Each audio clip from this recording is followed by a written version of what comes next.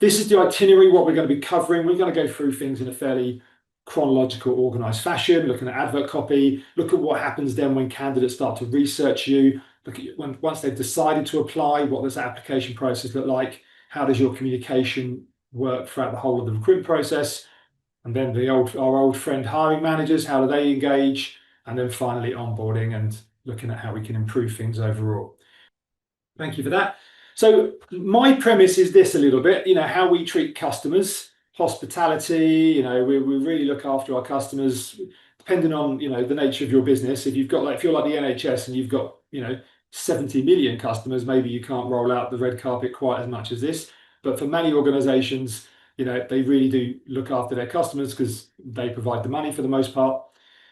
How we treat new hires, they get lovely welcome packs quite often in many organizations, certainly becoming more of the norm. And then how we treat employees, ice cream vans.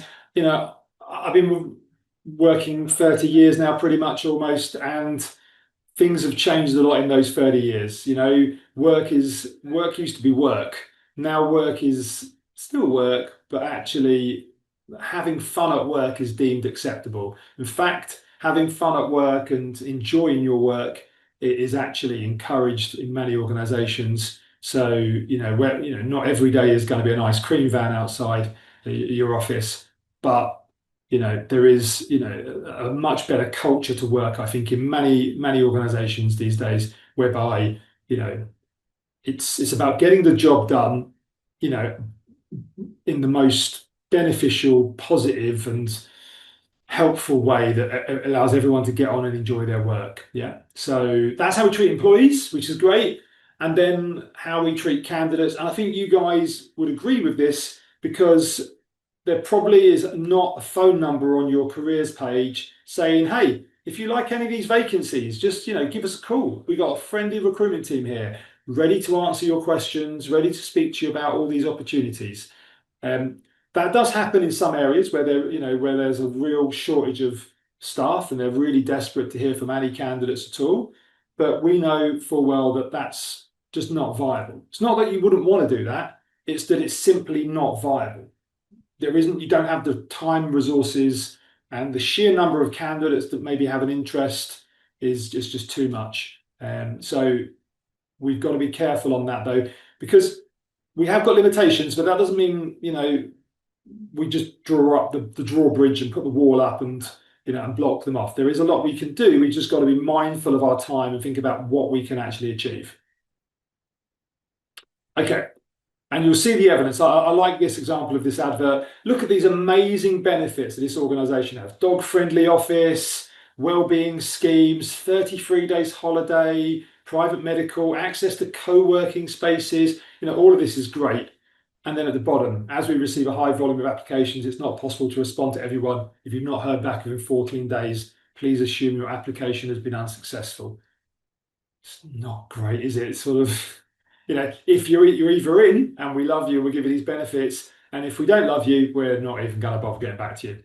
So I don't think that bodes well for highlighting an organization's values. Yeah. If you really live your values and you have values such as, honesty and fairness or whatever those values are, this type of recruitment approach doesn't line up to it. And I actually think your values can be a very powerful way to engage your colleagues in those improvements, to say, well, these are our values as an organization. So how does that align to you taking 4 weeks to get back to me on these CVs? Is that really fair to these candidates who've applied and it takes them 20 minutes to apply via our website? It's quite complicated perhaps. So yeah, you can definitely fall back on those values to sort of bring people through. But I think many organizations are not really living it. And the evidence is clear when you look at the job adverts like this.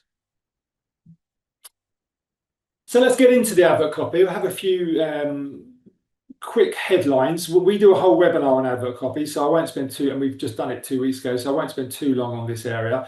I do think though, one of the first things I would say is, get the tone right. Don't start putting in sort of negative, aggressive lines into your advert copy, like, please do not apply if you can't tick all the above criteria. Yeah. guess what? Candidates will still apply. They'll apply because they haven't read the advert copy. They'll apply because they might not, they might like you as an employer, even if they don't fit that role, and they just want to get their CV to you. When we look at the application processes that are out there these days, maybe they're applying because you're making the application process very accessible and easy, which I think largely is a good thing.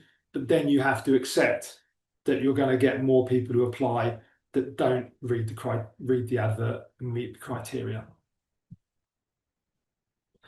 Yeah, it's about grabbing attention and getting people to sort of want to read more and really zoom in and get them to sort of stop and daydream about, daydream might be a bit of an exaggeration, but just get them to stop and think, oh yeah, that would be nice. Well, that does sound interesting. That's the sort of internal monologue you want to be encouraging with your advert. And one example of that is using this phrase if. Now, I've looked long and hard for organizations. The headline here at the top is spot on. The details below are a little bit monotone, a little bit cut and paste perhaps from the job spec. But if you join us, this is what your day-to-day will look like. Sets a very good scene. You could even go with things like, if you'd have joined a year ago, here's what you'd have done in the last year. Okay, so it sort of gets people engaged and thinking about it. You'd have done this, you'd have done this, you'd have gone away, you'd done our away day, you'd have done this qualification, you'd have received this amount of training, you'd have developed all these skills. These are the key things that make people go, oh. So, if creates a real sort of decision point, like you've got to go one way or the other. If you'd have joined this is what would have happened. And then it's easier to start daydreaming and thinking about what that would have felt like. So I think that's definitely a very powerful way of thinking. You're setting out those expectations for those candidates and giving them a little bit of excitement. And one key thing that is important to this candidate experience is going to be consistency. So we can't be really good at advert copy and then really poor at onboarding or hiring managers. We've got to, if we're setting out in our advert that we're a nice company, we look after staff, we have great career development, we do this, and everyone is working here towards a common goal, and it's a great place to work, then that's what's got to come across when people come into interview. That's what's got to come across in the interview email, in the way hiring managers conduct themselves at interview or follow up, and at every stage of the process, really. And I always use this example. It's a good example of standing out. This is a cinema chain, and you've got very clever headings on the titles of each section, with movie quotes. I think what happens with a lot of adverts is there's a huge amount of inferring going on from the candidate. Yeah. So if we looked at something here, we would look at it and think, if I said to you, what's this organization like to work for? And you can just see the advert, you'd probably say, yeah, they're probably, if along the lines of thinking that work is fun and we'd have to take ourselves seriously and people should enjoy their job. Yeah. And come to work with a smile on their face. That's what they're probably trying to encourage. Now, we're inferring all that. They've not told us that. We're inferring that because of the style of advert they've gone for and the way they've sort of positioned themselves, which is great if they are, and if they're not, it's not a very good idea. So if you are a great organization who looks after staff and wants your workplace to be an engaging, fun place where people can get on, do great work and develop themselves, then make sure that that's the obvious inferences people will be taking from your advert copy. Here we're using the example of headings, but we could also look at the example of like your benefits and stuff like this and say, like, people that are putting these types of benefits in suggest that, they do look after people, they want people to move on, and all these things. Okay. Yeah, and there's a good example of benefits from the Four Seasons Hotel, just sort of going through the stuff that they cover there. Okay, I'll move on from that section. This is one of my big, not bugbears, but something I do, really believe in. This is what good copy looks like when you talk to people about diversity, equity, inclusion. Everyone is welcome. We're committed to building a truly inclusive culture with a diverse workforce. We destroy stereotypes so you can be yourself at work and thrive. Yeah. That tells you what this organization feels about this very emotive subject. Okay. Whereas this, from Connell's group, been featured on BBC News this week as well, Connell's group. I don't know, I don't have any personal opinions on them, so I'll leave that there. But and I'm not picking on Connell's group because about 1 in 4 adverts, if you look on the job boards, have this phrase equal opportunities employer, which is not a bad phrase. Everyone should be an equal opportunities employer. My point here is you should just be going further than just saying this and just listing out a bunch of stuff. This is an emotive subject. It's important to people. And if 1 in 4 advertisers are just saying we're an equal opportunities employer for the most part, they're not presenting themselves as a place where people can feel safe and confident and welcomed. Yeah. If you're really mindful of that, if you've faced discrimination in your life and you maybe in your previous workplace, then you might be looking at a place like this, and Connell's is probably not giving you enough confidence on that front at all. And it could very well be that they're fantastic at this area, but they need to therefore embrace it and say a bit more. And I'm sure many organizations go with this approach because it's the safe approach. It's, well, that's nice and safe. No one's going to be upset with that. Yeah. And guess what? No one's going to be impressed, or it's not going to move the needle or give anyone any real reassurance on that either. So I'll share this with you afterwards. We've got an advert copy guide. It breaks it down and goes through some of the principles in a bit more depth. There's a webinar we've got. I'll share the link to that as well, so you can watch that if you want to go deeper into advert copy. You're also welcome to send me your advert copy and ask for an opinion. I can do a little breakdown of it. More than happy to do that for you guys. My job here is chief helper, so it's just to get out there and do good things and spread the word of hireful. So feel free to use that. I say that knowing that no one will, or hardly anyone will, because if everyone did, then I wouldn't be able to say that. So if you want to be that person who does take advantage of it, then great. So key takeaways really of advert copy. It needs to be shorter. I didn't really focus on that, but it definitely needs to be shorter and easier to read and stand out from boring adverts. So what can you do to put in, if it's, interesting headlines, making sure the start of the advert's really impactful. You should be going through it with a proverbial sort of red marker pen saying, does that sentence demand to be there? What is it achieving? What is the purpose of it? And really getting stuck into that. So our hierarchy is we want to, at the very least, inform and explain, and then hopefully, we might want to, I'd put one more in the middle there, maybe engage, get people like really reading it. And if we can get to that last bit where we're entertaining them, making them put a smile on their face and, feel a bit excited about the potential, then I think that's the real panacea. Okay, so, but next up, let's assume this journey goes from the job advert, they find out the name of your organization, maybe it says hireful, and they think, oh, I've never heard of that organization before, or whoever you work for. And even if they know, if you work for Tesco or Nationwide Building Society, they'll know you, but they might not know what it's like to work for you. So that might be the obvious step of their research at that next stage. Do I apply? And I think this happens in 2 ways. Either they'll research you before they apply, or they'll research you, they'll apply, because we'll get into the application process in a bit. That could be quite an easy process these days for a lot of organizations. But maybe when you reach out to them and offer them an interview, maybe at that point they research you. And if you've not been fast enough, and speed really is important with this candidate experience, if you've not been fast enough with it, then the challenge you're going to find is that they've already got 3 or 4 interviews, and you've got to convince them that it's worth coming in to see you for a 5th interview. And if you're the 5th interview in that list, much higher bar to convince someone to take a bit more time off work, reorganize their life, whatever it is, to then engage in a 5th process. You've got to give them a good reason for that. And then the question is, when they research your organization, can they easily find those really strong reasons that make you stand out? So they go, these guys I definitely want to see. Because if you don't find that, then those will be the people who ghost you, or they'll reply back and say, I'm not interested, but thank you. But quite often they'll just ghost you, thinking, well, we haven't spoken before, and you're there going, well, we've had excellent candidates apply, and they don't get back to us. It's possibly because they read your email and you weren't fast enough, and they weren't excited enough to bother to follow through. So it's a shame, but it's how it works in some cases. So first up, first place they're going to look, career site. Can they find the information they need? Go check out your career site or your vacancy pages. Think about what a candidate might want to know.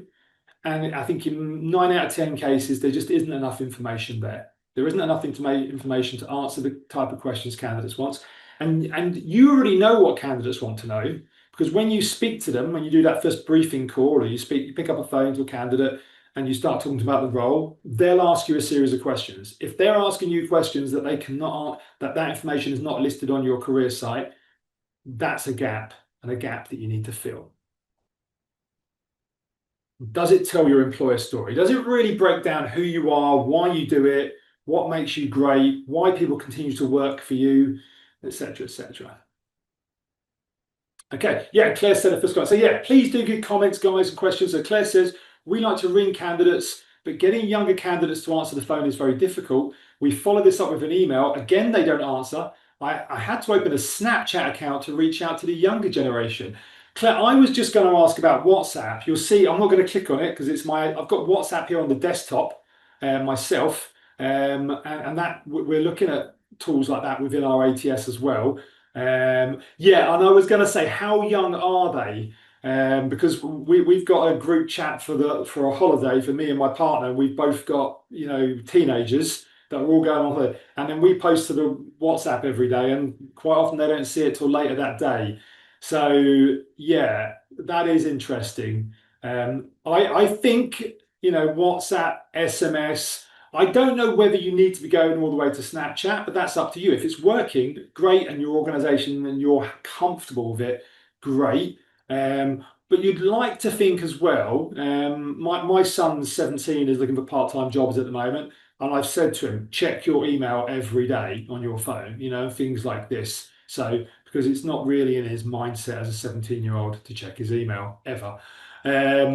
So hopefully, people will start to do it, but it's definitely interesting that there's some challenges there. And I've never heard the Snapchat approach. Let us know if anyone else has these problems. Abby says, I believe how we contact candidates reflects the level of professionalism we expect in return.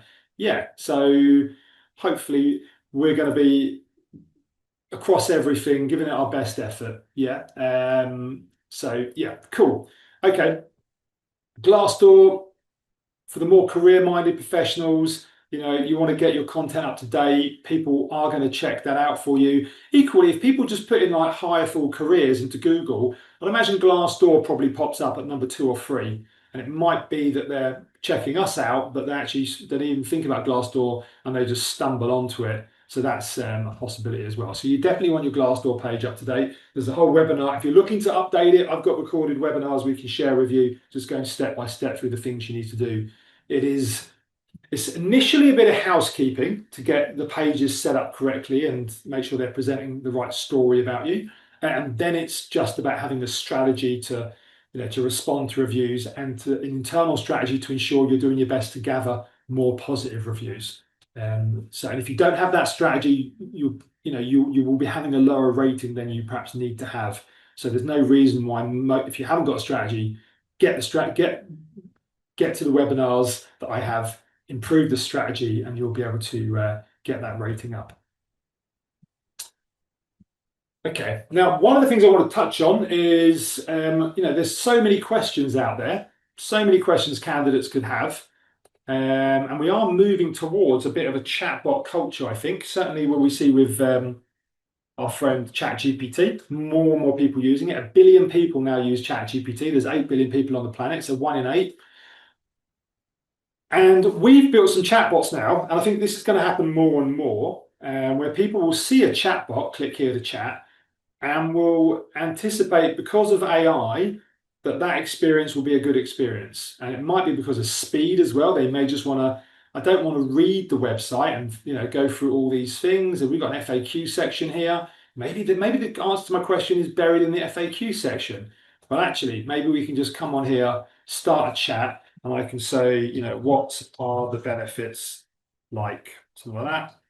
And this chatbot is going to, so we've given it lots of information. We've given it a data set, and that's the only place it can use to answer its questions. So if I ask what are the benefits like, it's not looking up Glassdoor and what people have said about hireful on Glassdoor, which obviously we couldn't control.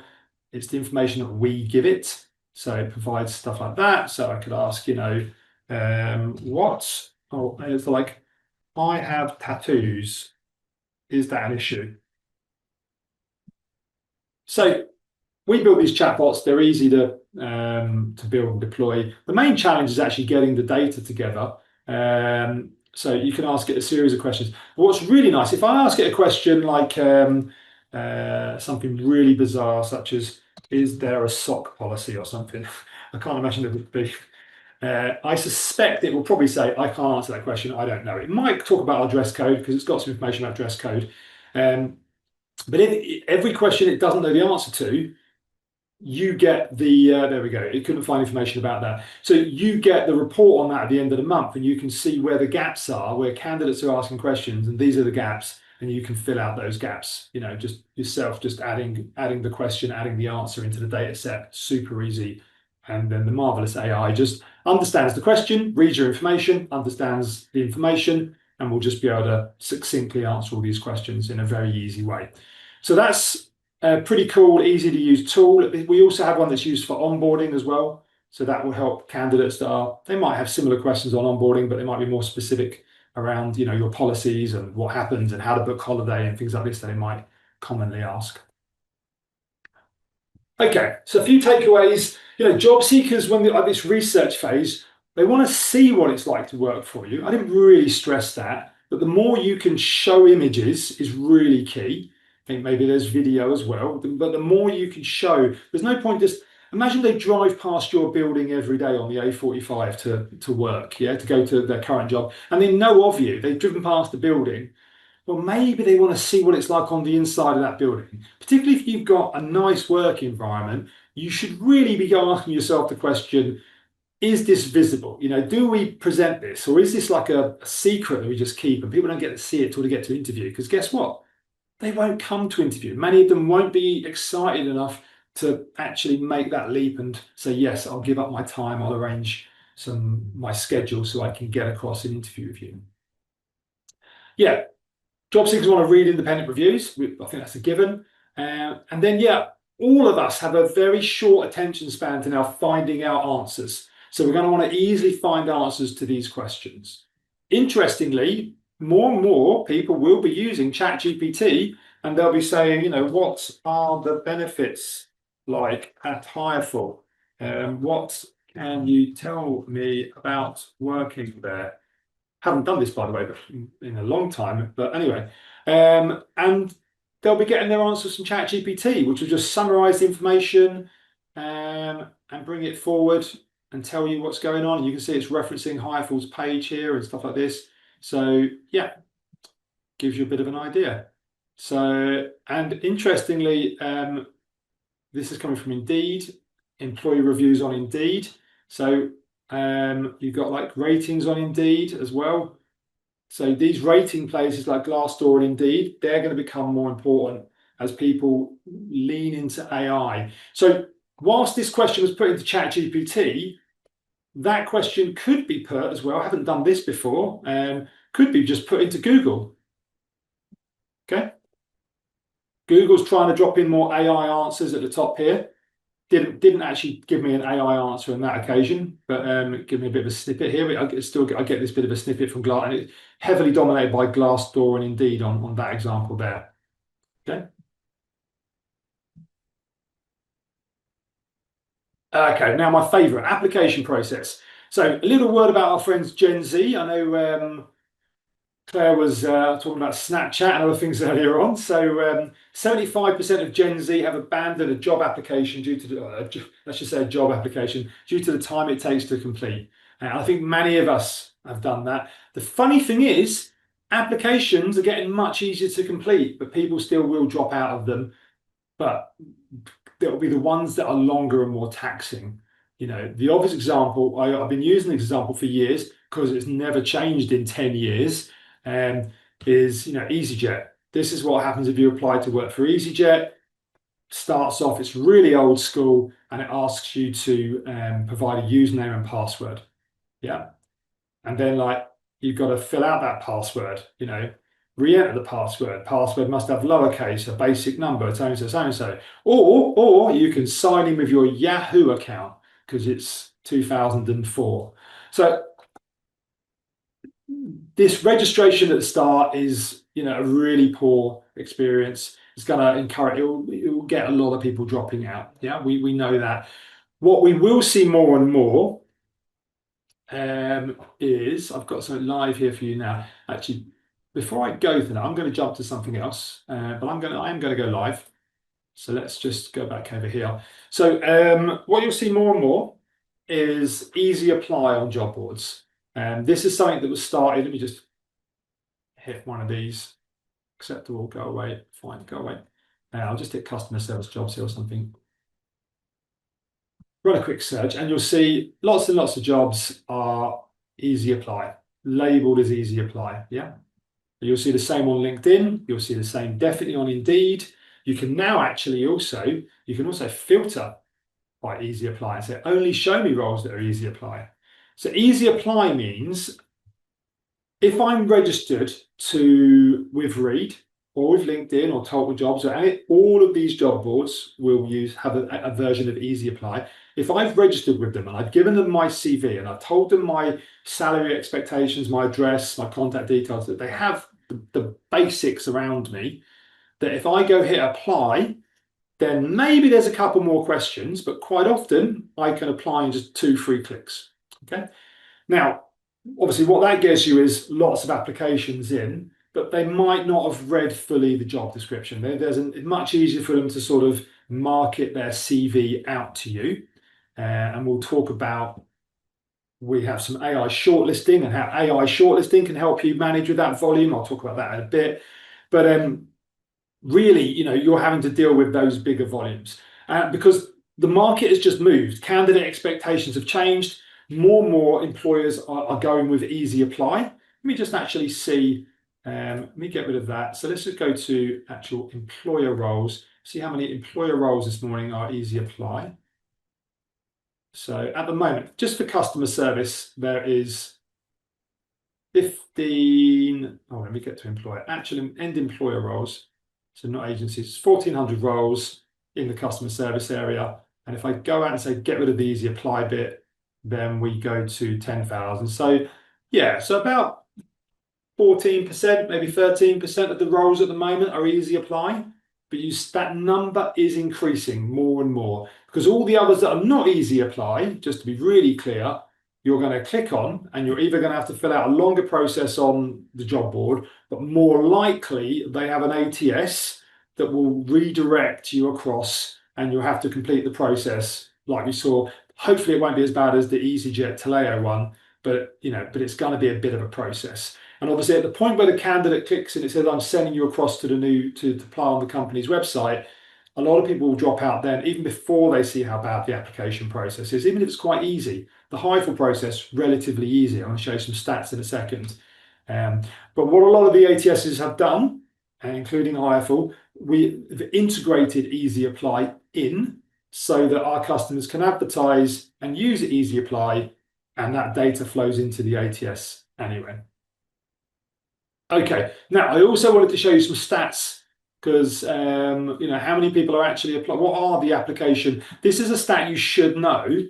This is the application form completion rate. You can see there's almost 600,000 applicants. This is for all hireful customers in the last 90 days.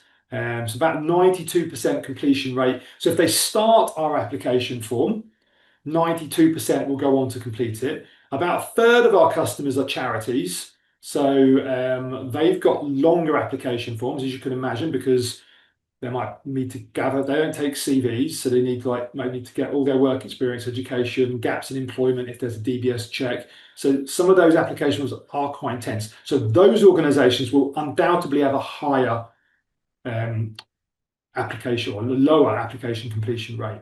Yeah, and there's features we've built in like save and return and things like this because we know candidates might not have, for example, their references ready. So you've always got to make sure that your application process is as long as it needs to be, that you're choosing the right options when it comes to job boards, which I think for many of you should be easy apply, even if it creates you the extra burden, because if you're not easy apply these days, you're probably missing out on a lot of applications. And a lot of good candidates will just be ignoring you, unfortunately. So go through the application process, make sure it's as easy as possible, make sure every field that's there that you're asking for is actually required and it's as slick as possible, really. And we've talked about those two application routes, so we'll move on from that. So no login process, each additional question needs to be, really justified. Is it essential? Can technology streamline the process? So if you don't take CVs, can a candidate upload a CV and have that populate the application form? That's fairly common these days as well. Okay, so you need to take into account the needs of the job seeker as well as the recruiter. And you might want to change based on the recruitment challenge. So I said, I'm a big fan of easy apply, but if you're going to post out for your graduate scheme and you're going to get hundreds and hundreds of applications in, then maybe you don't go easy apply. Maybe you say, look, I know these candidates are going to be motivated to apply. Let's bring them across to our career site, get them to complete a full application form, and we're going to build in some more complicated questions into that process to really see who's fully motivated and definitely wants to join and really excited about it. So yeah, it's got to fit the process. Okay, so now one of the areas that was most popular at the start, communication. So, one of the main rules here is, tell the candidate what will happen next. And that, for me, starts at the job advert level. So that's what we post on the end of our job. Firstly, it's a call to action. It's like a Derren Brown mind trick to say, oh, you've read this far. How about you go ahead and apply? And, I'm not saying all candidates are just like zombies going, yes, I must apply. No, but it's just reminding them, look, this is great. If you like this, why don't you apply? But beyond that, we're also saying if you apply, so they're giving. We don't charge them to apply. That's illegal. But what they are paying with is they're paying with their time. If they go to apply, and it might take them 30 seconds if it's easy apply, or it might take them 3 to 4 minutes if it's completing a hireful application form, we're going to at least give them explain what happens next. So if you hit apply, it will take you 3-4 minutes to complete the process. That's good communication. And then we're committing to giving them, getting back to all applicants within 3 working days. Yeah. Is that personalized individual feedback? No. Yeah. But it is getting back to them at the very least. Okay. And then a key thing will be to map out every communication opportunity you have. So what happens as soon as someone completes their application process? Does your ATS or whatever that process is, does it simply just say, thanks for completing your application, we'll get back to you in due course? Or are you pointing them onto some other content, some extra reading? If you want to find out more about organization, you might want to check out one of these links. Everything is an opportunity for you to, engage that candidate further if they have the time. I get it. People just want to go, no, I've completed the application. That's fine. I'll wait to hear back from you. But this is what happens for so many organizations. Whether you've got an ATS or you don't, even the ones that don't quite often have maybe an automated email address. If you email like careers@abc.com or something, you get a standard email like this come back, leaving aside some of the grammar, which is not great. It's not very well written. It's missing out on an opportunity to tell the candidate something exciting about the organization, to give them some extra links. It's just very bad, really, in my mind. Never mind if you've not heard back from 2 weeks, which is unfortunate, sure. Here's a better example, yeah? So this is hire for one. Thanks, our team's going to review your application. We're going to feed back to the next 3 working days. In the meantime, if you want to check out some of these other things, check out some of these pieces of content and find out a little bit more about hireful. Yeah, and the privacy policy stuck right down there at the bottom. It's a good practice to have it on these emails. Absolutely, it should be on all of them. But should it be nice and prominent? No, because it's not as interesting or as important for candidates on their list of things they want to know about. They don't want to know your privacy policy. They do want to know about what it's like to really work there, what your staff feel about working there. Other ones we've got, here's just other example emails. I'm just using different examples. So it's got to fit your tone of voice. We're quite a relaxed, fun tone of voice. So we've got, emojis on these adverts and on these emails and things like this. So, and we're just getting people excited. So this is like someone who's chosen to work, we accepted our offer to work here. Then we just have a simple email to go back to say, we're excited that you're joining us. Watch this space. We're going to be in contact in the next 48 hours. So just so it's not a phone conversation, you put the phone down and then they wait 2 to 3 days for you to get the offer letter out or the contract or whatever else. It's nice for them to change the status on the ATS, get them out this email nice and quickly that just says, we're so excited you're joining. This is great. Bear with us a couple of days. We're going to be back with you. Any other questions, come back to me. And this is now coming from the hiring manager, which is really important as well. Let me know if you've got any questions about any of these. We've got one here, not heard from you in a while. So that would just be during the onboarding, the pre-boarding process, so it'd just be a bit of fun. I would always be very mindful about putting humor into these emails because, if it's before you've made them an offer and you're saying, oh yeah, thanks for applying, we're going to get back to you in a couple of weeks, we're very busy here, so we've not been able to get back, in the meantime, here's a random picture of a cat playing a piano. It could be a bit, at that point, people might need a job, be stressed out, wondering how they're going to pay the mortgage or the rent or whatever else. It's a very different context. You can be more lighthearted and fun once someone's joining, once you've offered them and it's all friendly. So, keep that context in mind. Before you've offered them, what they want is efficiency, friendliness, and professionalism. After that, you can be a little more relaxed and fun with them. Yeah. Okay. And then this is just an example. This is like a couple of days before they arrive, just saying, we're excited you're joining, that sort of thing as well. Communication during this pre-boarding period, I've just used a few examples, is really key. Even if they drop out, because we're in constant contact, if they drop out, then that gives us at least a heads up that they've decided they're not right. Well, you could argue that's a better outcome than them joining, wasting 3 months of your time, and then because they weren't really committed, and going from there. So communication strategy, let's grasp every opportunity to engage. So think about every time the candidate engages with your organization, you're not constantly selling, you're just thinking, is there a way to improve this piece of communication? Should we be dropping in some different content here now, maybe highlighting something if they want to find out something else? Have we mentioned this or that? We want them at some point to have been through our careers site and start to gather more information, particularly pre-interview, that they start to know a little bit more about us. We've fed them some interesting stuff, and we've drip fed it as well. We haven't just gone, here's the interview email, and put 7 or 8 links in there, because we've fed in different links throughout the process. Hopefully, we've got their attention at the right times. Clearly explain what happens next and why.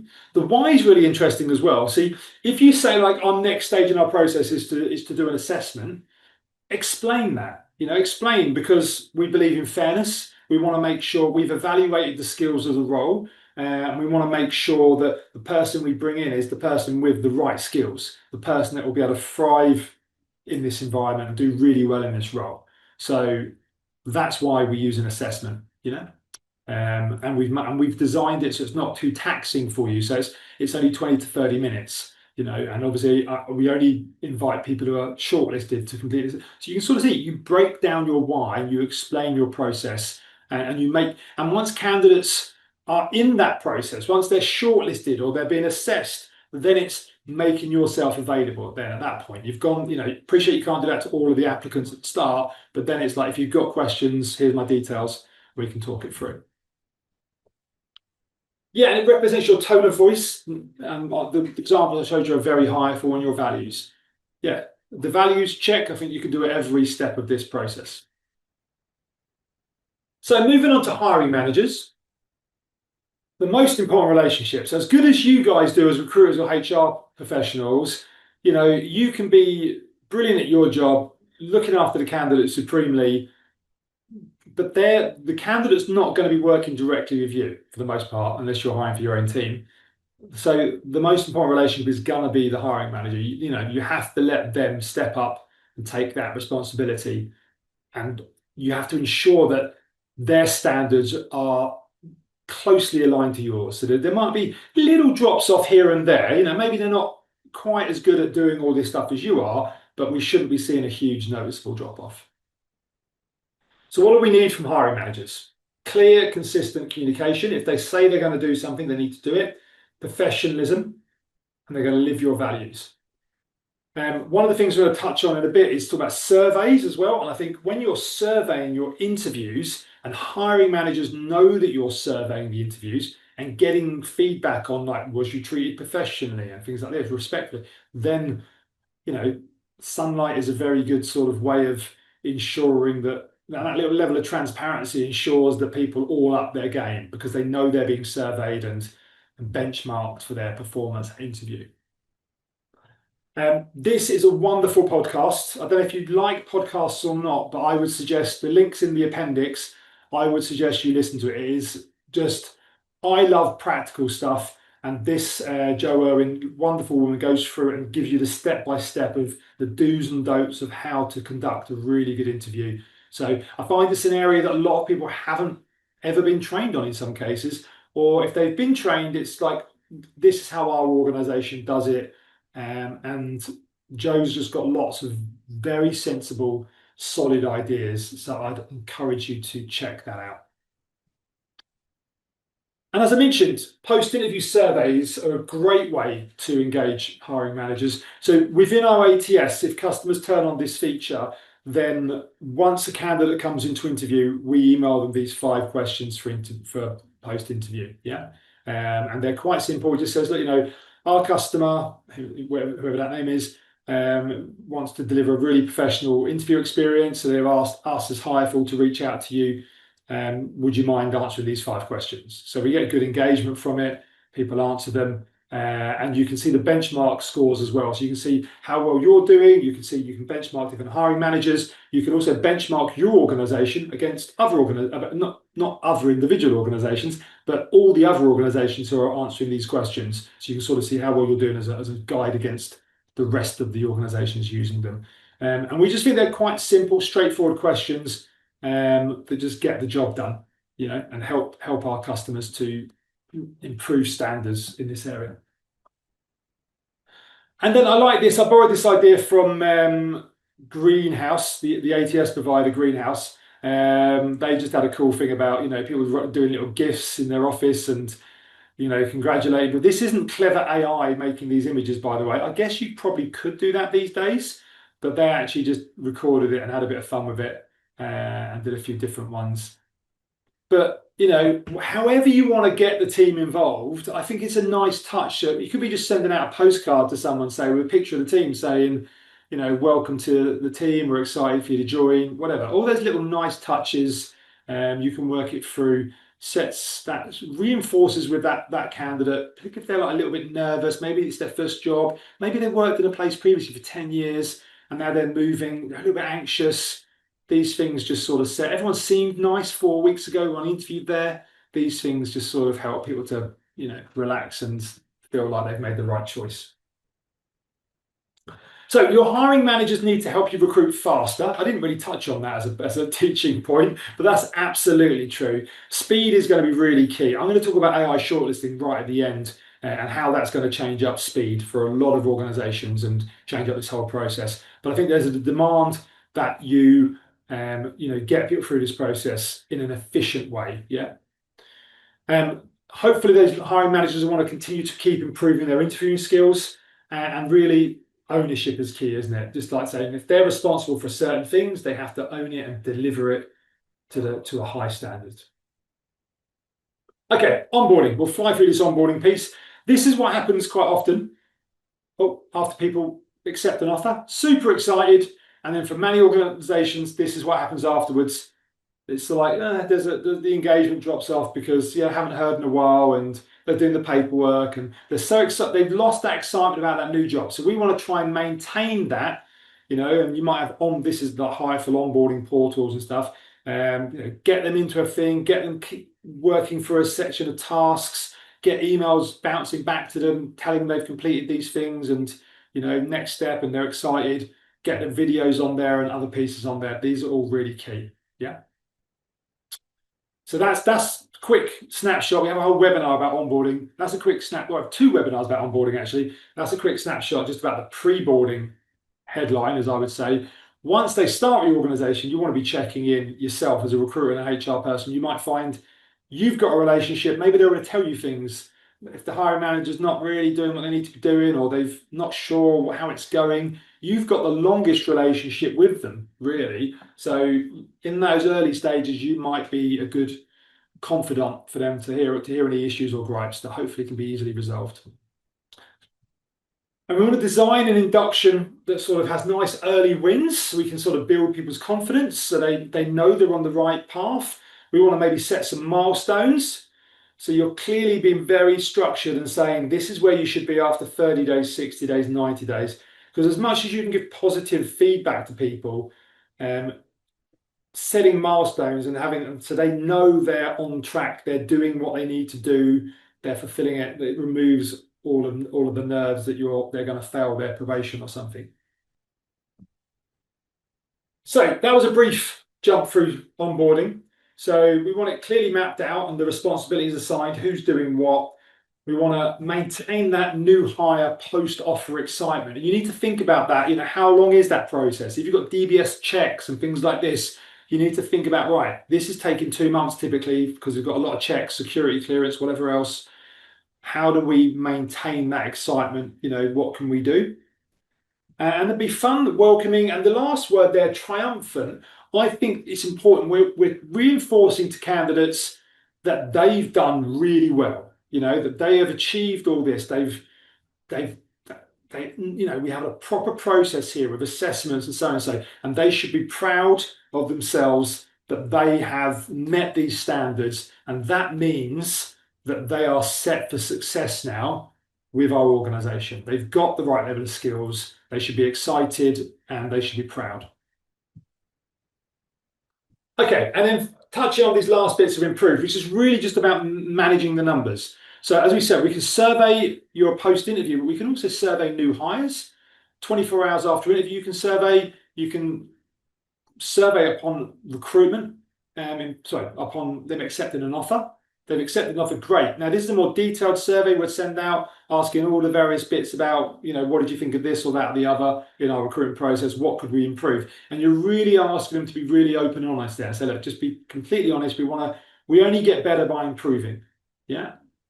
And with all these surveys, by the way, I don't have a problem. You could argue there's too many surveys. I don't have a problem with it because what I think it reinforces, if you're the right organization, it reinforces we want feedback because we act upon it. Yeah. Now, if you get all this information in, but you're not acting upon it, then that's a challenge. That's a problem. You can do an onboarding survey 30 days after they start. Okay, what was your induction like? How do you feel? What could we improve? And then you could do a job fit survey. This is a really simple one. How good a fit is this job for you? Yeah. And what you can also do with hiring managers, 90 days after a new hire starts, how good a fit is this person for this job? And those 2 surveys are not anonymous. They give you some insights in regards to so many people. Firstly, the candidate one, how good a fit is this job for you? That's an early warning system to tell you if the candidate is struggling or they've got some concerns. If they're going with anything 7 or less, you should be over talking to them. And for the managers, we do very little around quality of hire in regards to measuring quality of hire because it's quite difficult to measure. It might take 2 years to work out whether someone's truly been a high performer and was a great hire for your organization. But any data point that's that's delivering good data is better than nothing. And I think asking someone, managers quite often know within 90 days whether likelihood is someone's a good hire. Doesn't cover everyone. Some people might take longer. Some people might start really well and then fade away. Who knows? But that's a pretty good metric, at least to start with, to ask how good a fit is this person for this job. And then obviously there's the typical key KPIs you can be measuring. And like I said, a lot of the time ones here are going to be really key. But also shortlist to interview to offer ratio. That tells you that the experience is right, the recruitment process is right. 12-month retention ratio is obviously key as well. And guess what? We've got a webinar for that. And last but not least, it's about continuous improvement. It's about, this candidate experience. Maybe if you have a project and you do some work on it in the coming weeks, which would be really great, put a date in the diary for like 12 months time as well to like revisit it, what's working, what's not, and make sure you're gathering feedback throughout that period as well. So you've got good ideas and stuff that's constantly being added to that you can come back and relook at when you look at the whole thing together again. So we want to measure every stage of the recruitment process. We want to survey candidates throughout the process. I think that's really key that we get that data back. And then we can set up this regular review and we're acting upon this data, however regular we want that to be. Okay, so I'm going to do a little bit about AI shortlisting as well. I might run over for that. It's not strictly speaking what we're covering today, but if anyone wants to stay with that, I'm probably going to run 5 minutes over and talk to you about AI shortlisting and how that changes up the candidate experience, changes up the recruitment process as I see it coming forward. It's a really important area of recruitment that more and more organizations are going to be starting to use. And if you're not using it, it still means there's an impact to you because the people using AI shortlisting are going to be able to go really fast, particularly that first stage about getting back to candidates. I'm talking instantly, like 5 minutes after they apply. So I'll talk to you about that in a second. In the meantime, I wanted to highlight some of the webinars we've got coming up. Tomorrow's webinar, we're going to be getting into AI and candidate experience. So I think that's probably, you guys clearly are interested in candidate experience. So you may very well be interested in that webinar. If you don't have time tomorrow, I'll put it on the chat to everyone there. If you don't have time, you can still sign up. We'll send you the recording and the slides. We're going to be just getting into more of some of the tools you can use to help you achieve some of the things we're talking about today, like writing these better emails and helping you improve the content on your career site and things like this. So we'll go through some of that and show you some cool tools and share those tools with you. So hopefully that's useful. And beyond that, then what have we got coming up? Towards the end of July, we've got some recruitment analytics.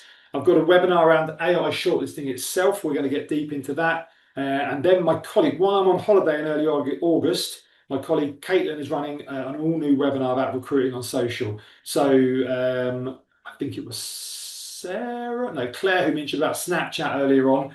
Yeah, we'll be getting into the Snapchats and the Instagrams and all the other pieces there with a much younger person than me who's far more abreast of all of that technology. I don't mind saying that, we have our focus. My focus these days is a lot of AI, and Caitlin is all across the socials, which is really good. So that should be a really good webinar. Okay, so if you are leaving now, like I said, I'm going to do this little section on AI. I'm going to briefly talk about AI shortlisting. But if you are leaving now, don't forget to rate the webinar. We would love to have some more reviews on there. If you post a nice comment, if you put your name next to it, we can put you on our testimonial wall. That'd be great as well. And obviously my contact details are here. If you've got any questions about anything we've covered today, then do reach out to me. Feel free to connect as well. So what I was going to do next is I'm just going to take a little bit of time and talk about, I'll show you the AI shortlisting on our website, because this is changing up the candidate experience undoubtedly. In fact, I probably should have put it into today's session, but it would have meant something would have to drop out. So let me just show you latest releases, because we published about this the other day. So, well, maybe I didn't. No, there we go. AI shortlisting, here we go. So how our AI shortlisting works is the recruiter would set 3 questions. So in this case, like applicants should have experience in product management, should be knowledgeable in agile development methodologies, must be qualified a degree in computer science or equivalent. Yeah.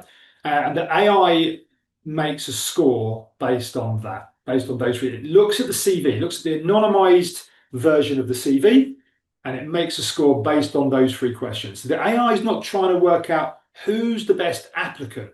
Yeah. What it's trying to do is say, does this applicant meet your criteria? Which is, if you think about it, when you're screening applications, that's really what you should be asking. It's not like who's the best. It's like, does this person meet our criteria? Yes. Well, I should put them over here in the shortlist then, and we look at it. Now, if you've only got 6 spots for interview and you've got 12 people shortlisted, then you need to look a bit further and let the humans go over that part, the very subjective part, and that. But the basics of like, do they meet the criteria or not?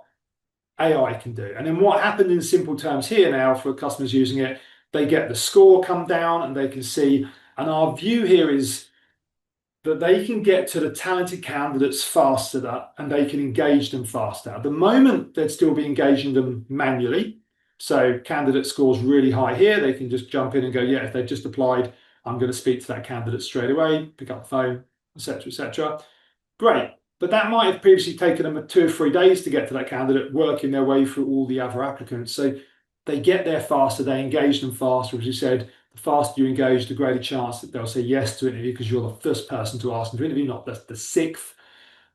But moving forward, we also view that, and this is where I think the candidate experience will change. We view that will change in that people will apply and the AI will score them, know they're a good fit, and our customers might have chosen for the people who are getting a very good score at the start, for the AI to directly go back to them, ask them a series of extra questions like, okay, do you want to just check out you understand the role's part-time and there's this and that, and how are you okay with this? And once it's gone through those 4 or 5 basic screening questions, the AI has basically qualified them. So that could be a conversation via WhatsApp, maybe via Snapchat, I don't know. But WhatsApp is the most obvious route for us. Go through that, qualify the candidate, similar to what a human would do. So then the recruiter comes in, posts their job, let's say at 5 o'clock that evening, candidate applies 10 o'clock that night, chatbot comes back to them 5 minutes later saying, hi, Adrian, I can see you're a good fit, because it can read their application. It knows they've got extensive experience in product management, working at this organization here and this organization here, so it knows these things, and it can reach out to them and say, hey, look, I can see you're a good fit based on this experience. Can we, talk to you about this? Have you got a few minutes? It goes through it. The recruiter comes back in the following morning, not have they just got applicants in their inbox. Those applicants are listed as highly rated and that they've been qualified now by the chatbot. Those are going to be the applicants you want to go to first, and they're ready for your call and everything else. So that's how we view the change. So that the candidate experience will change. I think the recruitment process will change for organizations using AI shortlisting. That time to engage is going to be much shorter in my mind, because the AI will be able to engage quickly as well and get them a bit more excited. But then also, because they've been profiled as a really good applicant, then the time for the humans to engage and get interviews booked and stuff will be faster. And now the ones that are not profiled as really high, they still need to be processed as well, but they will be the secondary consideration. Yeah. Okay. That's AI shortlisting. I just wanted to share that with you guys. Hopefully it's useful. We've got it running in our ATS. Any ATS you're purchasing, you should be really thinking about AI and the whole process. And we think shortlisting is possibly the most important feature that you can have. The way shortlisting and then that engagement piece, which we're working on next. So yeah, feel free to reach out to us if you're interested in talking about ATS and AI shortlisting or any other aspect of this. We'd love to hear from you. And hopefully I might see a few of you on tomorrow's webinar. All right. Thanks a lot, guys. Bye.